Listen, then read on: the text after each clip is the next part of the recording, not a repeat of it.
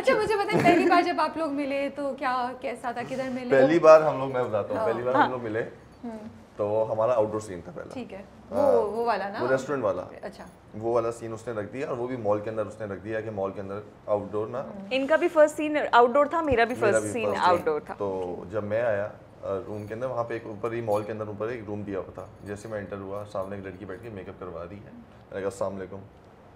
वालेकुम सलाम। मैंने कहा ये तो बड़ी शरीफ लड़की है। माशाल्लाह। माशाल्लाह। तो तुबा की बात हो रही है ना, तो ओके। हाँ नहीं सही है, लेकिन फिर ये हुआ कि हमने पहला सीन किया और उसके बाद हमारी ना बातचीत हुई इस कैरेक्टर के बारे में। पूरा हमने स्क्रिप्ट जो है डिस्कस किया बैठ के कि आगे क्या होगा, कैसे करेंगे, और काम के हमने डिस्कशन शुरू हुई इस तरह की।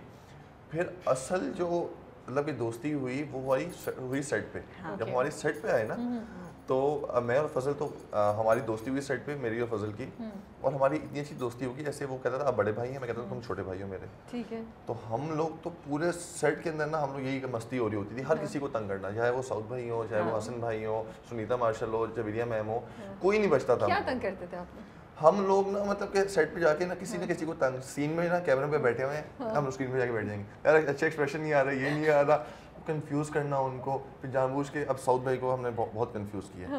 उनकी 2 लाइन्स भी होंगी ना, यार साउथ भाई आपके पूरे ड्रामे में सिर्फ 2 लाइन्स हैं यार। वो क्या कहते थे जवाब में? जवाब में कहते हैं हाँ यार वो बस लिखे राइटर ने इतना हुआ है। बेचारे क्यूट। लेकिन बहुत बार ऐसा हुआ, और लेकिन कभी किसी ने माइंड नहीं किया। हमने ये होता है ना कि सीनियर है, लेकिन कभी किसी ने कोई गुस्सा नहीं किया, किसी ने माइंड नहीं किया। इतना पॉजिटिव सेट, इतना पॉजिटिव सेट, हम लोग को लगता था कि असल में एक फैमिली है ये। जैसे अपने भाइयों को तंग करते हैं, बड़े भाइयों को, वो सच में ऐसी फैमिली लगती थी। क्योंकि आई थिंक ड्रामा जो हिट हो रहा है उसकी सबसे बड़ी वजह ये है कि सबने एक मिलके काम किया, सबकी बॉन्डिंग बहुत अच्छी थी, और पॉजिटिव एनर्जी के साथ काम किया और अच्छी नीयत के साथ काम किया। मैं यही कहने वाली अच्छी नीयत के साथ काम किया। मतलब मुझे नहीं याद कि हमारे सेट पर कभी भी कोई ऐसा मेस हुआ हो जिसपे हम कहें कि नहीं, वरना नॉर्मली होता है ना फला आर्टिस्ट को फला। Never, we have always sat together, eaten together, बाहर हैंग आउट टुगेदर। मतलब मुझे लगता है कि अब हमारी रियल फैमिलीज के बाद ये एक फैमिली परमानेंटली हो गई है। हमारा ग्रुप है बेबी बाजी हाउस, वो है। हाँ, और हम लोग ने ना ये होता है कि कोई कंपटीशन नहीं था किसी के बीच में कि मैं इससे बेहतर करूँ। अगर मेरा वो छोटा है फजल, वो बहुत पहले से काम कर रहा है, 3 इयर्स के एज से, बहुत तो सीनियर आर्टिस्ट। मैं सीनियर आर्टिस्ट, हम उसको सीनियर कहते हैं। सब में कहते हैं तू तो हमसे भी सीनियर है।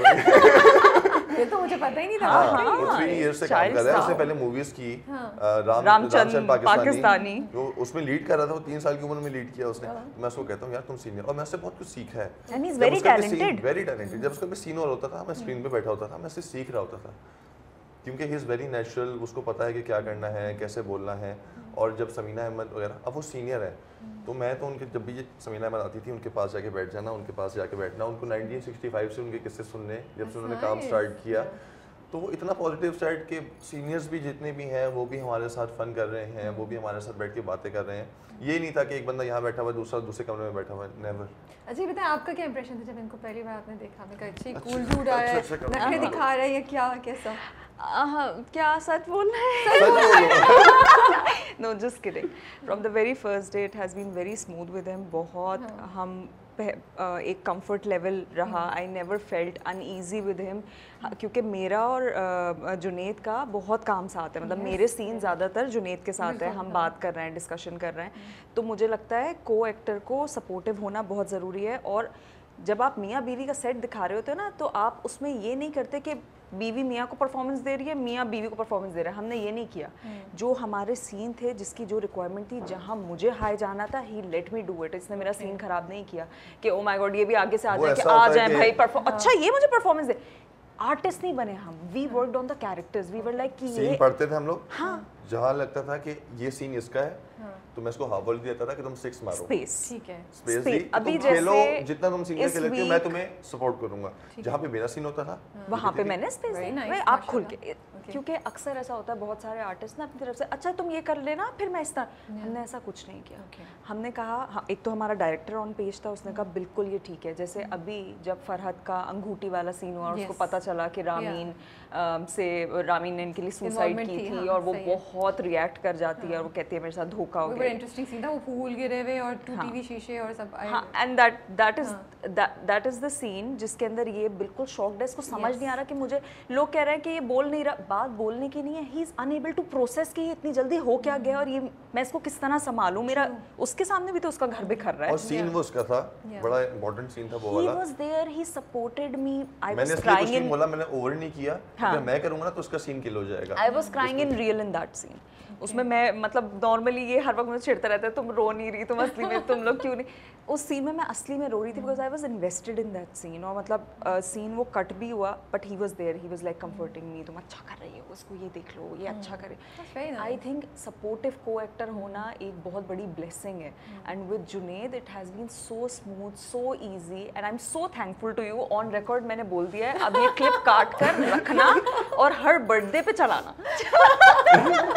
अब आप प्लीज इनसे पूछिए मैं इधर देख रही हूं बिल्कुल ऐसे कह रही है कि बहुत मजा इनके साथ काम करके और इनके साथ बहुत मजा आया बहुत सपोर्टिव भी है और बहुत ख्याल रखा हर चीज़ में और कभी कोई मुझे हेल्प की चाहिए होती थी तो ये होती थी हमेशा और कभी सीन में ऐसा होता था कि मुझे लग रहा होता था इसको अगर ये सामने खड़ी हुई देख रही है कि सही नहीं हो रहा तो बीच में ही ना इशारा कर देगी कि नहीं हो रहा सही दोबारा करो ये कट को दोबारा कर लो और तो वो चीज़ इतनी हेल्पफुल थी कि आपको समझ आ रहा होता था कि आपके सामने स्क्रीन नहीं है लेकिन स्क्रीन सामने बैठी हुई है आपके साथ इसको ये नहीं है कि मेरा सीन अच्छा आ जाएगा इसका सीन खराब आ जाएगा ये होती थी हाँ क्योंकि बहुत सारे ऐसे लोग होते हैं एक्टर्स होते हैं सामने आपके ना अगर कोई यहाँ पे कुछ लगा हुआ है एक छोटी सी मिसाल दे will never tell you why it's not just about me सामने वाला बंदे का सीन अच्छा होगा ना तो एक पूरा सीन अच्छा निकलेगा सो आप you have to be invested तो मतलब he took care of me in that way and I took care of him और बाकी ये कि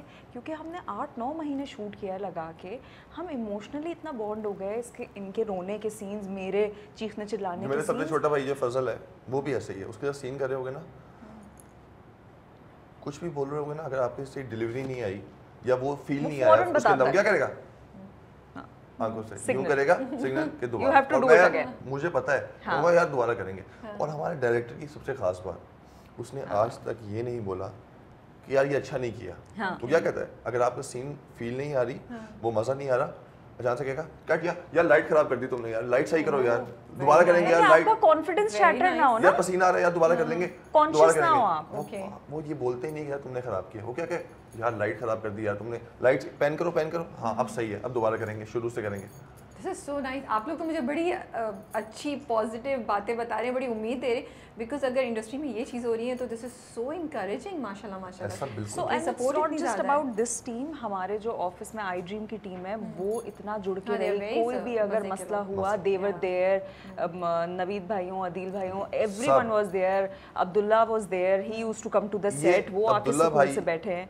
ही has done a wonderful job लेकिन वो बंदा He was very invested ना जुनेद सेट पे आते थे हमारे साथ बैठते थे हमारे मसले सुनते थे हमसे पूछते थे कि कोई मसला है या कोई भी हेल्प चाहिए And even मुझे याद है जब हमारे साथ ये लंच पे आए थे इन्होंने एक लंच रखा था बेबी बाजी हाउस में तो उस वक्त कोई ड्रामे की प्रमोशन शूट नहीं हुई थी एंड अब्दुल्ला वाज लाइक कि मुझे लग रहा है कि ये बहुत अच्छा जा रहा है this is one of my favourite place जो अभी शूट पर है और मेरी एक्सपेक्टेशंस इसको लेकर बहुत ज़्यादा हैं and we are glad as artist कि हम वो डिलीवर कर पाए सो यस